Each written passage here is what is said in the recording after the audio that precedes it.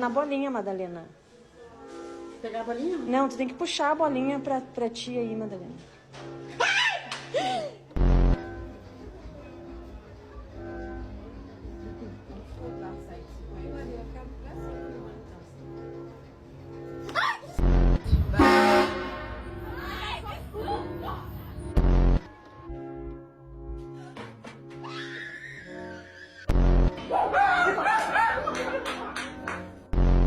I was given the